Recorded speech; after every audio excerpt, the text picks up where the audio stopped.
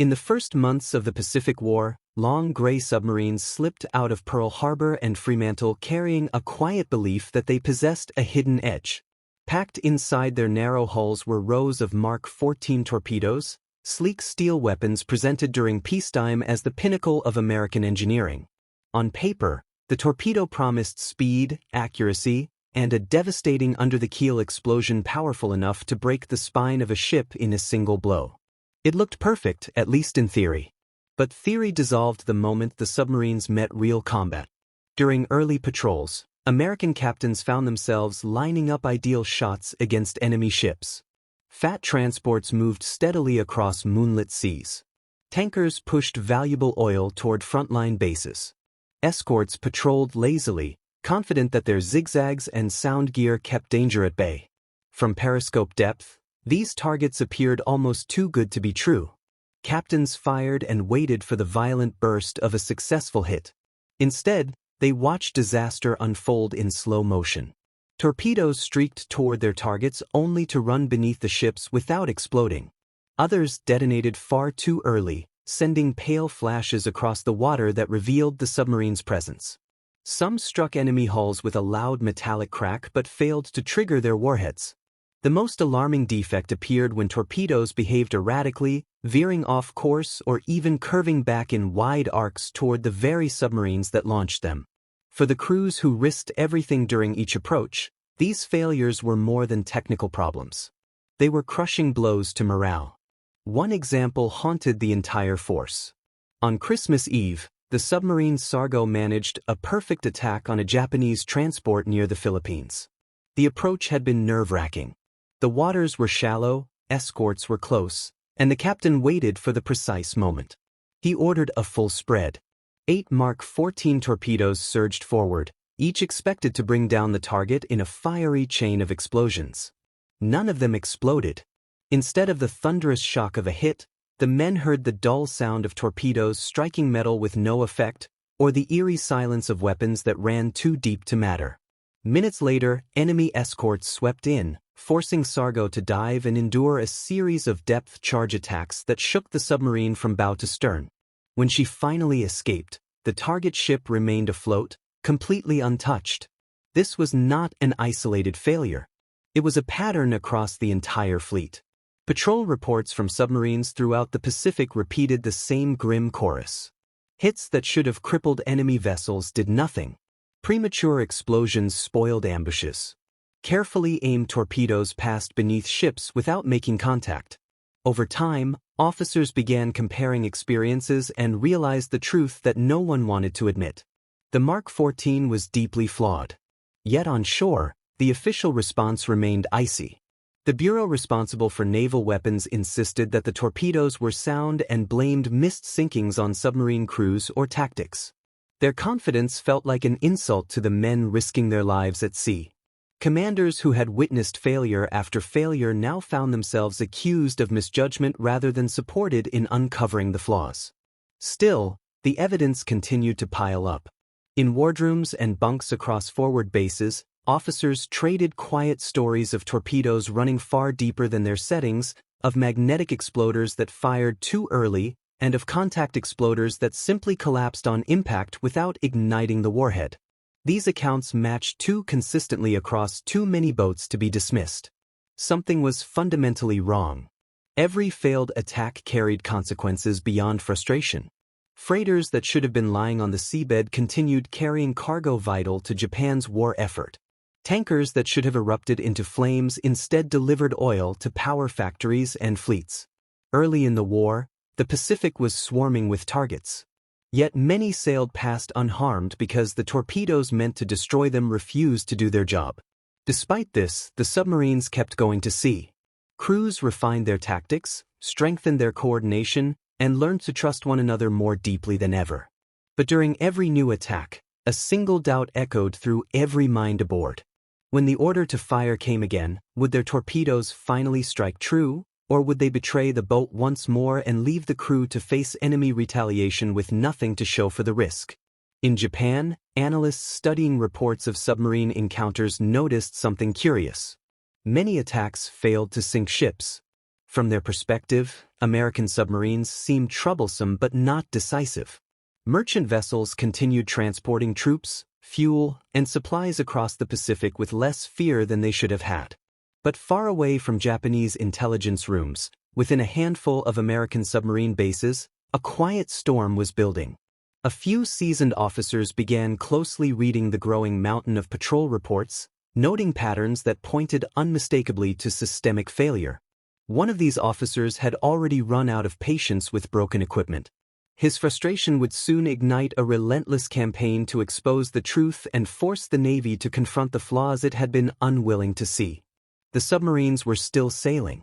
The torpedoes were still failing. Time was running out for the Pacific War while the most important underwater weapon in the American arsenal remained dangerously unreliable. Long before his name became tied to the turnaround of the submarine force, Charles Lockwood had already spent most of his life around undersea boats. He qualified in submarines when they were still experimental steel tubes with small engines and cramped bunks. He knew the feel of a control room during a dive, the smell of oil and metal and sweat, and the quiet tension that settled over a crew as the depth gauges crept downward. To him, submarines were not just pieces of equipment. They were living teams of men whose odds of survival depended on every valve and every bolt doing exactly what it was supposed to do.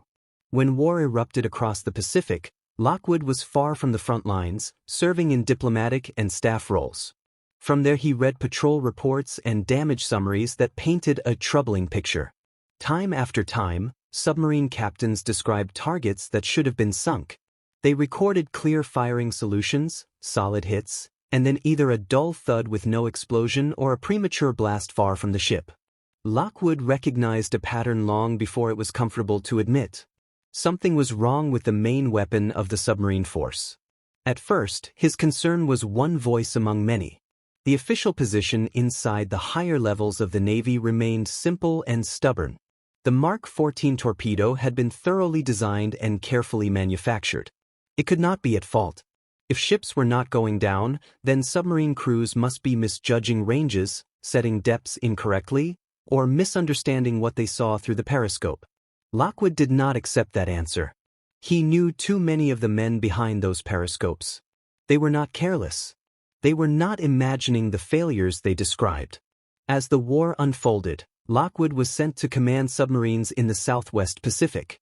From bases in Australia, he finally stood face to face with the men whose written reports had troubled him for months.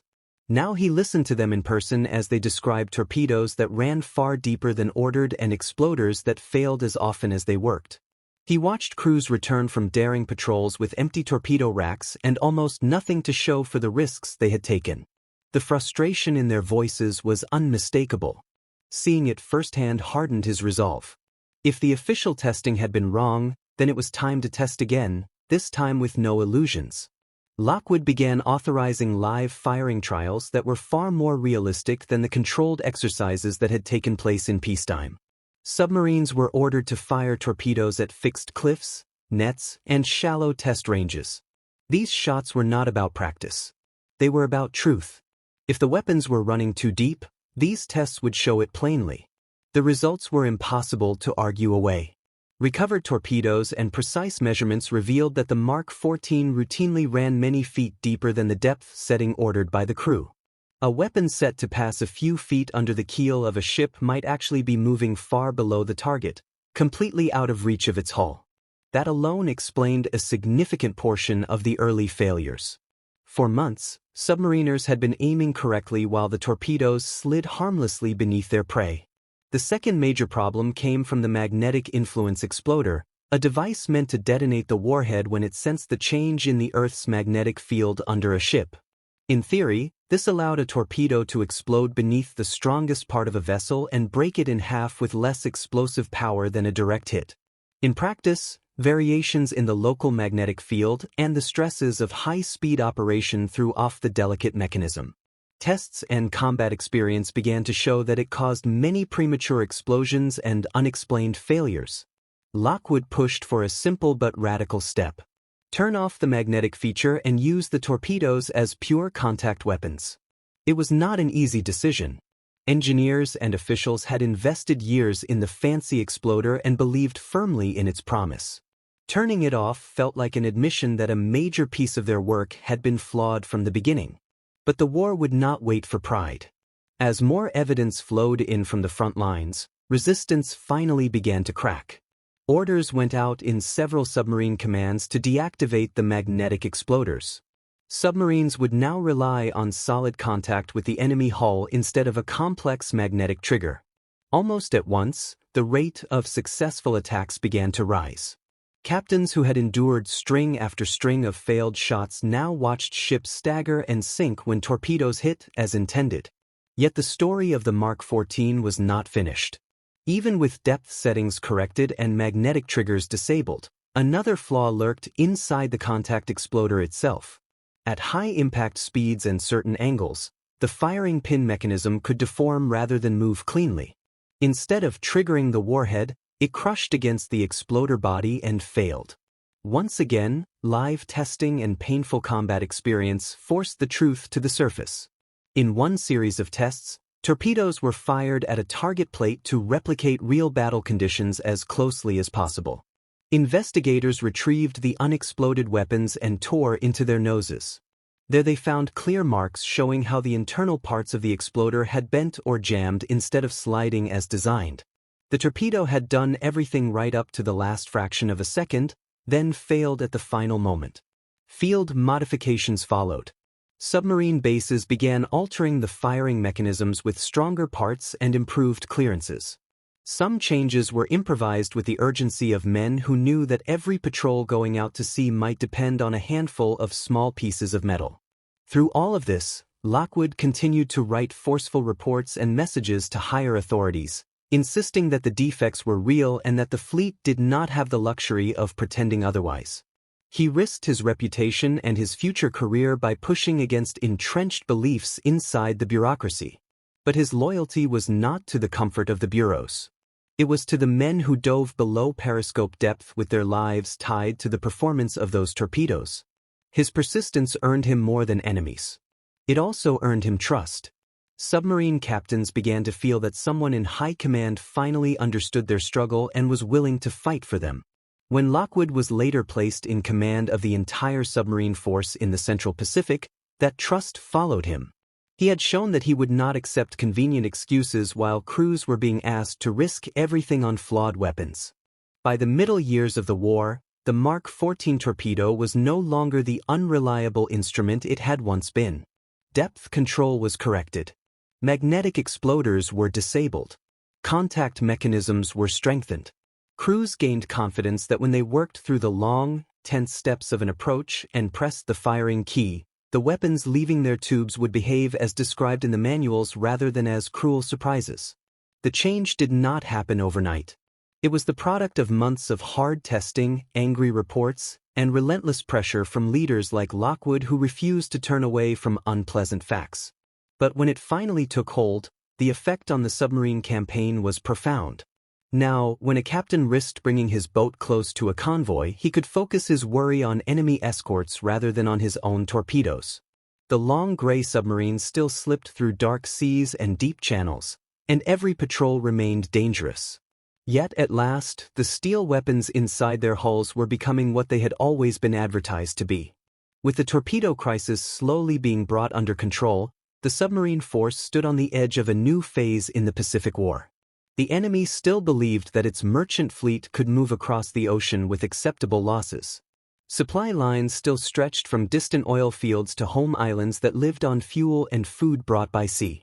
For the first time since the war began, American submarines were ready to challenge that assumption with weapons that finally worked as intended and leaders determined to use them to full effect. By the time the worst problems with the Mark 14 torpedo were finally being forced into the open, another change was beginning inside the submarine force. It was not about steel or circuitry. It was about how the boats were used and how their captains thought about the war.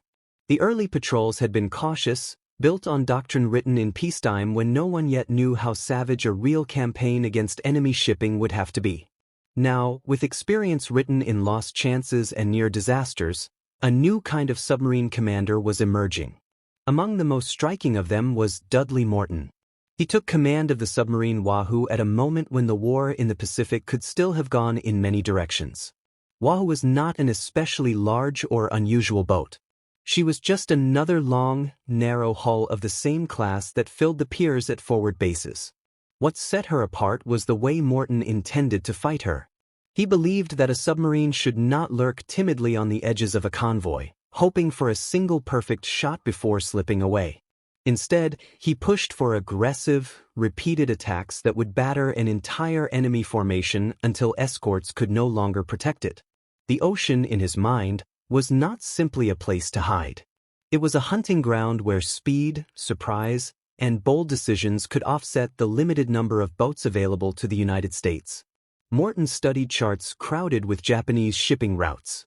Long lines connected the home islands to occupied territories rich in food, minerals, and oil. Every convoy that moved along those lines was a thread in a vast web keeping the empire alive. Destroy enough of those threads and the web would begin to sag and tear. It was a simple concept, but one that demanded a harsh willingness to strike whenever and wherever possible. On patrols under Morton, Wahoo began to show how brutal and effective that approach could be. Once the worst torpedo defects were being corrected, spreads of Mark 14 torpedoes started to behave more predictably. When Wahoo reached firing position, the chances that her weapons would explode as designed were finally rising. Morton pressed that advantage. Instead of being satisfied with 1 or 2 hits, he stayed with convoys, maneuvering for follow-up attacks that kept enemy crews on edge and escorts scrambling. The results were soon noticed. Patrol reports from Wahoo described multiple ships hit in a single cruise, often under heavy opposition. Morton was willing to attack even in daylight if the situation demanded it, using sudden dives and sharp turns to evade retaliation. Each success carried a double effect. One was the immediate loss of tonnage as ships slid beneath the surface. The other was the psychological impact on Japanese captains and crews who now had to consider that the underwater threat was far more tenacious than they had believed. Serving with Morton was a young officer named Richard O'Kane. He watched closely as his captain transformed theory into practice on the rolling seas of the Pacific. O'Kane learned how to read the flow of a convoy, how to anticipate where escorts would move, and how to slip into the gaps between them. He saw that the line between calculated risk and reckless gambling was thin, but that victory often required steering close to it without crossing over. Wahoo eventually disappeared on patrol and never returned. Her loss was a painful reminder that aggression at sea always carried a cost. Yet the example she set and the lessons drawn from her patrols did not vanish with her hull. They lived on in the officers who survived and in the doctrine being shaped at submarine bases where patrol reports were studied with growing intensity. When O'Kane later took command of his own boat, the submarine Tang, he brought with him everything he had absorbed from his time on Wahoo, sharpened by his own ideas and experience. Tang would become one of the most successful submarines of the war, not because she had any special advantage in construction, but because she embodied a new, relentless style of undersea warfare. On patrol, Tang went after convoys with an energy that mirrored and expanded on Morton's earlier methods. O'Kane pushed his crew and his boat to close the distance, to fire quickly and accurately, and to press attacks through the chaos of exploding ships and confused escorts. The war was moving into a phase where Japanese shipping could no longer be treated as an untouchable backdrop. It had to be made the primary target. Behind these emerging commanders stood the changes that leaders like Lockwood had fought to achieve. The torpedoes were finally reliable enough that such aggressive tactics did not collapse on contact with reality. New equipment like improved sonar, radar on some boats, and better communications helped submarines find targets and coordinate their patrol areas. Intelligence work, including code breaking and traffic analysis, began to guide boats toward the most valuable shipping lanes at the most vulnerable times. Japanese planners had once believed that their merchant fleet could absorb losses while still feeding the needs of industry and the armed forces. The Pacific was vast, the number of possible routes enormous, and the early record of submarine failures had encouraged the idea that undersea threats were manageable. But as more patrols returned with rising tallies of tonnage sunk, that assumption grew less secure. Convoys began to change. Escorts were added where they could be spared. Routes shifted in an attempt to find safer waters. Ships tried traveling at night or hugging coastlines believed to be less accessible to submarines. But the ocean could not be reshaped by orders alone. There were only so many ways to move oil, coal, and food across thousands of miles of water. Every adjustment created new choke points, new predictable stretches of sea where a determined submarine commander could wait. In the war diary of the submarine force, this was the moment when the campaign against shipping started to harden into a deliberate strategy rather than a series of scattered attacks. Boats were no longer simply hunting whatever they happened to find. They were being positioned to strike at lifelines, especially tankers and key cargo ships. The mindset was shifting from counting ship sinkings as isolated victories to viewing them as part of a larger effort to starve the enemy of the resources needed to continue fighting. For the men aboard the submarines, however, each patrol still boiled down to the same harsh reality. They had to leave the safety of their bases, cross long stretches of open ocean, and venture into waters where enemy aircraft, patrol vessels, and minefields waited. Their reward for surviving the trip would be the chance to attack ships that, in many cases, had no idea they were being stalked until torpedoes were already in the water. Through it all, the names of certain boats and captains began to circulate in briefings and mess halls.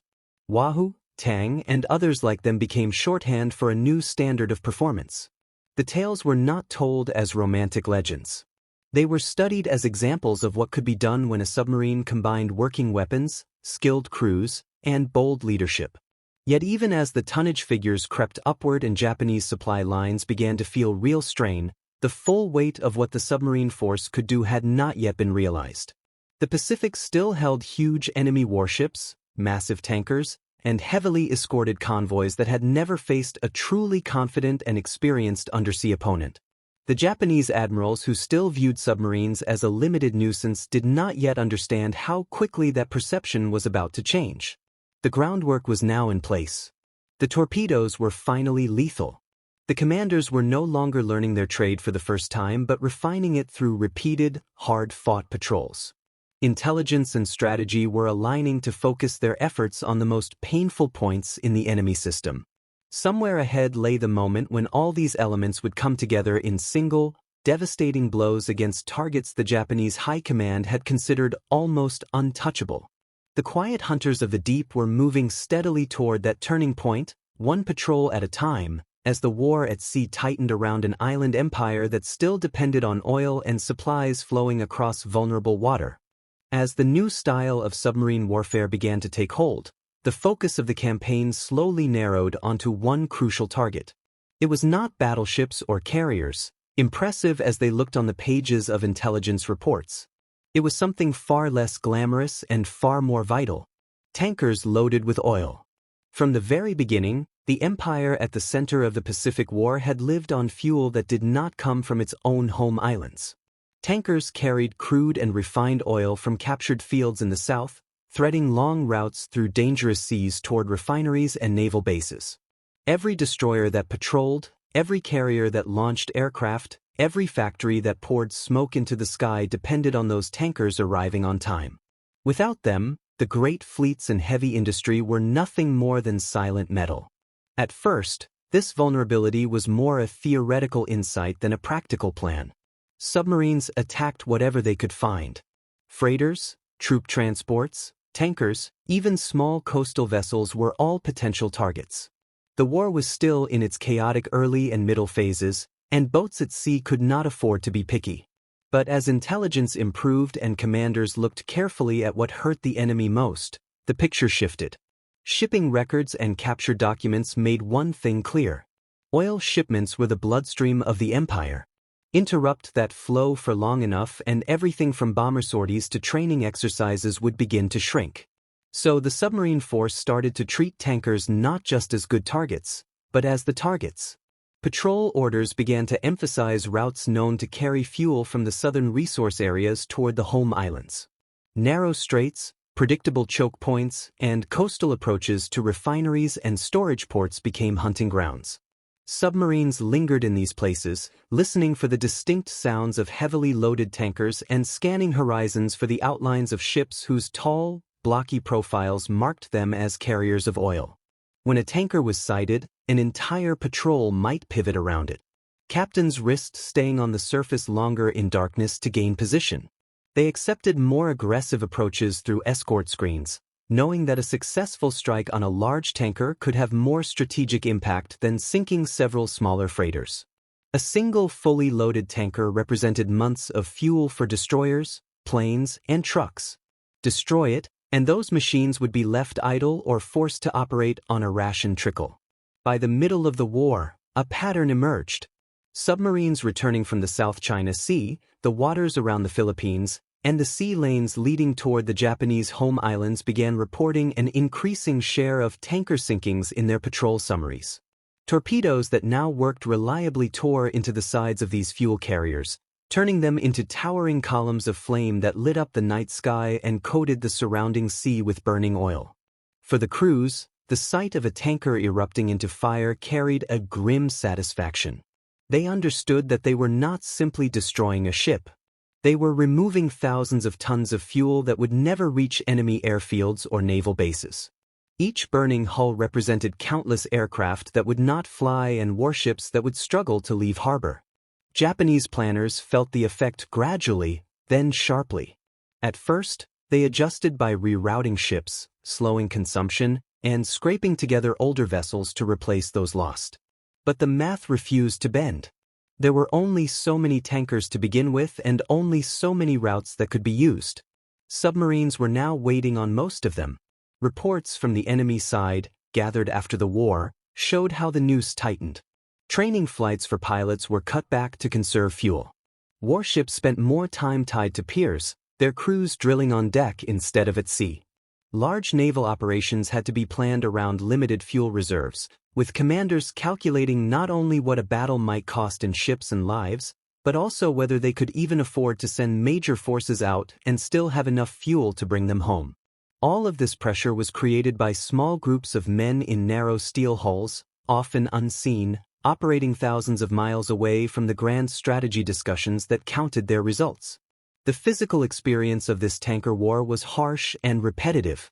A submarine might spend days in the same stretch of ocean, rocking on swells just below the surface or cruising slowly at night. Radar searches, lookouts scanning against the horizon, sonar operators listening in the dim light of their compartments, all worked in steady shifts. Hours of nothing were broken suddenly by a contact report or a radar return suggesting a formation over the curve of the world. Then everything accelerated. Engines shifted to higher power. The command moved to the periscope or the bridge. The boat began the careful game of sliding into position without being spotted. Escorts around a tanker were often alert and nervous, well aware of how valuable their charge was. To reach the tanker, a submarine had to slip through those guards, angle for a shot that would cross the column of ships at the right moment, and fire enough torpedoes to almost guarantee a kill. Sometimes the sea cooperated. Clouds and darkness hid the attacking boat, the escorts were out of position, and torpedoes struck home. Other times, aircraft appeared, or an alert destroyer forced the submarine down too soon, spoiling the attack and sending the crew into a long, punishing depth charge barrage. Even when attacks failed, the tankers were forced to worry, alter course, and lose time. The psychological pressure on enemy crews grew with every new report of lost ships and close calls. As the tanker losses mounted, the shape of the broader war at sea began to change. The enemy still possessed impressive capital ships and well-trained crews, but these assets were increasingly trapped by their own empty fuel tanks. A fleet that cannot sail is little more than a collection of floating targets. Submarines had found a way to make this nightmare real by attacking the fuel supply rather than the heavily armed warships directly. In mess halls and wardrooms back at the submarine bases, the men of the silent service started to hear numbers that gave a sense of what they were doing. Reports showed that a relatively small community of submariners was now responsible for a majority of the enemy merchant losses. Among those sinkings, tankers represented some of the most prized trophies. Submarine warfare, once seen by many as a secondary effort, was taking center stage in the strangling of the island empire's economy. Yet for all the success, the work felt endless. Even as tankers burned and tonnage figures rose, new patrol orders kept flowing. There was always another convoy expected along some distant route, another string of ships that intelligence suggested would be carrying precious oil. Boats rotated in and out of harbor quickly, refueled and rearmed by hard-working support crews who knew that every day in port was a day when ocean lanes went unwatched. On the other side of the war, Japanese admirals and staff officers struggled to adapt. Their charts began to show more gaps where tankers should have been. Fuel inventories dropped, sometimes sharply, after a series of submarine sinkings. Desperate measures were considered, including converting other types of ships to carry fuel or relying on smaller coastal vessels for short hauls. None of it could fully replace the capacity lost on the open sea. Behind the statistics and charts, a new sense of unease spread through the enemy navy. The threat from beneath the waves could no longer be brushed aside as an inconvenience. Submarines were not only taking ships from convoys. They were taking the very possibility of future operations away from commanders who had once expected to fight decisive surface battles on their own terms. Still, even as the tanker war tightened its grip, the most dramatic demonstrations of what submarines could do were yet to come. Beyond the steady grind of destroying merchant and fuel ships, there were still colossal warships at sea, symbols of naval pride and power that seemed almost untouchable. The idea that a single submarine, armed with a handful of now reliable torpedoes, could bring down one of these floating fortresses felt bold even to the men who had spent years in the deep. Somewhere ahead in the war, the chance would come to test that possibility against a target larger than any submarine commander had ever faced. By late in the war, the undersea campaign had already twisted the flow of oil and supplies that kept the empire alive. Tankers burned, convoys scattered, and fuel reserves shrank. Yet in the minds of many Japanese admirals, hope still clung to their great warships, the huge symbols of steel power that filled their plans and dominated their imagination.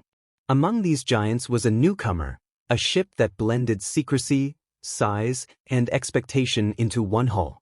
Her name was Shinano. Shinano had begun life as a planned sister to the massive Yamato-class battleships, but the shifting tides of war convinced Japanese planners to finish her instead as a huge aircraft carrier. She was larger than any other carrier afloat at that time, armored more heavily than her predecessors, and seen as a floating fortress that could help restore lost balance at sea. Her construction was rushed. The situation was desperate, and there was little patience left for long trials or careful shakedown cruises. When she finally left the great naval yard and moved into open water, Shinano carried only a partial air group, incomplete equipment, and crew members still learning their way around the vast decks and compartments. Yet even half-ready, she symbolized a promise. As long as ships like her existed, there was still something to match against the carriers of the United States. On a dark November night, Shinano slipped out of the great base at Yokosuka, escorted by a small group of destroyers. Her orders were to move quietly along the coast toward Kure, where she would complete her fitting out and prepare to join operations. It was a cautious journey, intended to avoid enemy detection, hugging waters that Japanese commanders still believed they could protect. Waiting offshore along that same stretch of sea was the submarine Archerfish. Her captain, Joseph Enright, carried his own history into that patrol. Earlier in the war he had commanded another submarine and had once broken off an approach on what later turned out to be an important enemy carrier. The decision, made in the fog of war and with incomplete information, had haunted him. It cost him his command for a time and left a mark that did not fade easily. When he was given a second chance with Archerfish, he brought with him a quiet determination not to waste another opportunity. On that night near Japan, Archerfish prowled in waters that were shallow in places and crowded with patrol craft. Radar contacts came and went. For hours, the submarine trailed what seemed to be an elusive target that changed course more than once. Through the uncertainty, one fact began to stand out. Whatever was moving out there beyond the horizon was large, and it was guarded. Enright studied the radar reports and the bearing changes, piecing together the path of the unseen ship.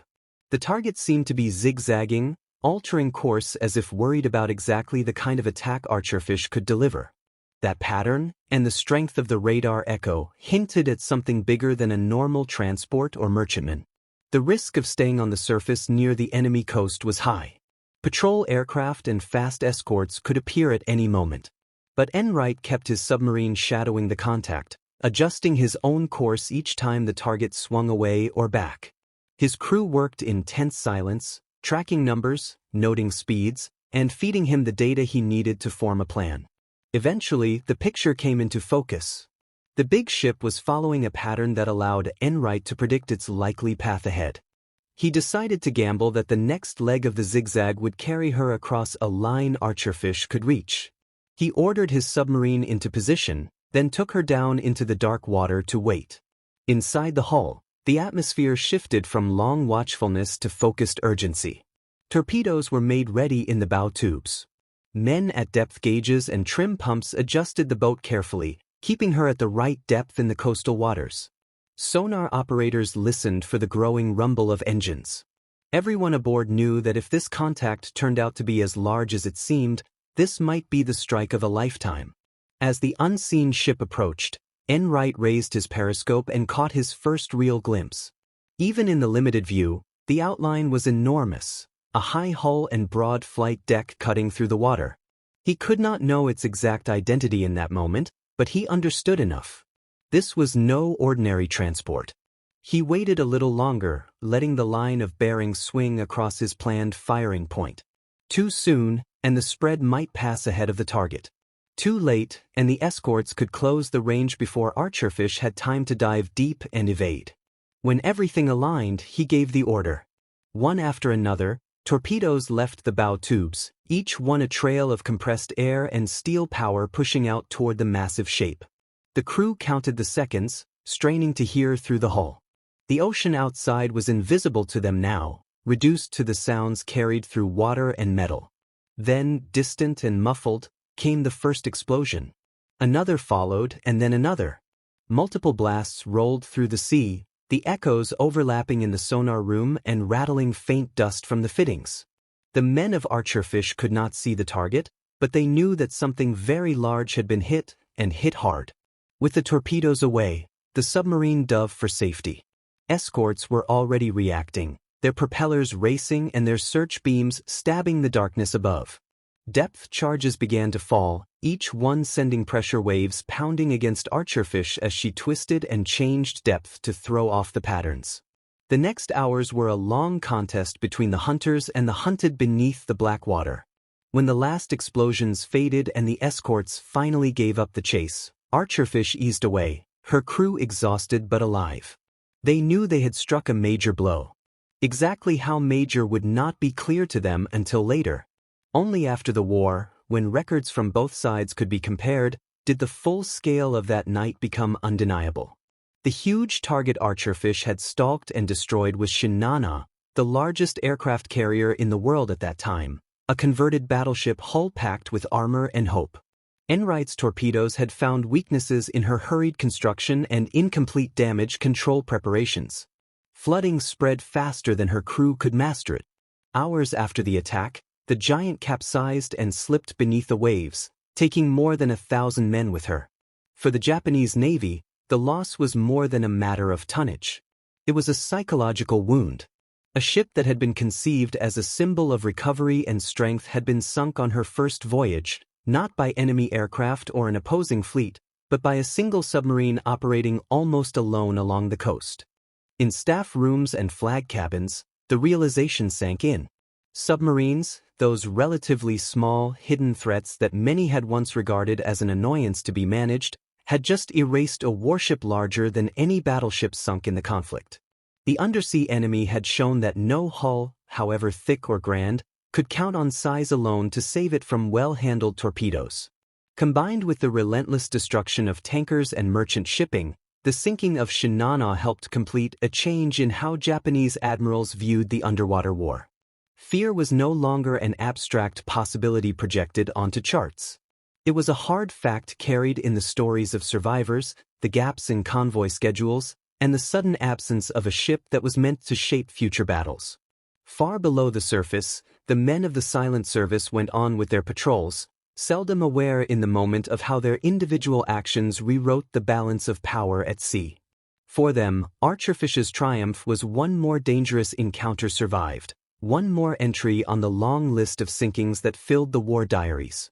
For the enemy high command, it was a stark proof that the ocean now belonged, in no small part, to the hunters they had underestimated for too long.